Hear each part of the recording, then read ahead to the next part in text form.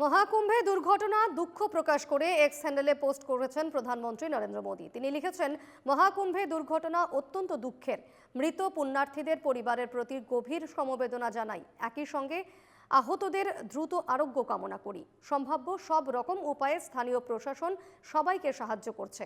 আমি মুখ্যমন্ত্রী যোগীজির সঙ্গে কথা বলেছি এবং রাজ্য সরকারের সঙ্গে যোগাযোগ রাখছি। এক্সে লিখেছেন প্রধানমন্ত্রী নরেন্দ্র মোদী।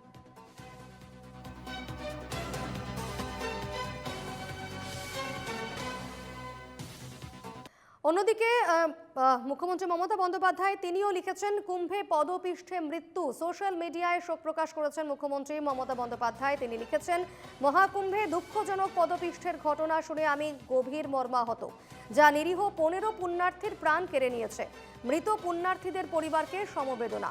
আমাদের গঙ্গাসাগর মেলা থেকে আমার শিক্ষা হলো, মানুষের সমাবেশে পুণ্যার্থীদের প্রাণ সবচেয়ে গুরুত্বপূর্ণ, যা পরিকল্পনা ও সর্বোচ্চ যত্নের মাধ্যমেই নেওয়া সম্ভব।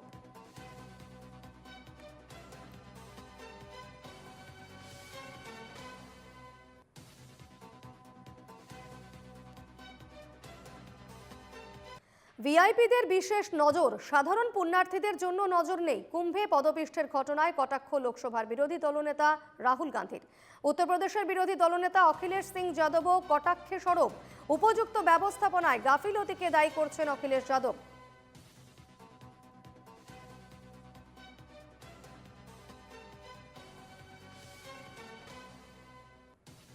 পুণ্যার্থীদের আস্থা ফেরাতে মহাকুম্ভের ব্যবস্থাপনার সম্পূর্ণ দায়িত্ব উত্তরপ্রদেশ সরকার ও প্রশাসনের থেকে সরিয়ে সেনাবাহিনীকে দেওয়া উচিত। এখন বিশ্বমানের ব্যবস্থার দাবি ধূলিসাৎ হয়ে গেছে।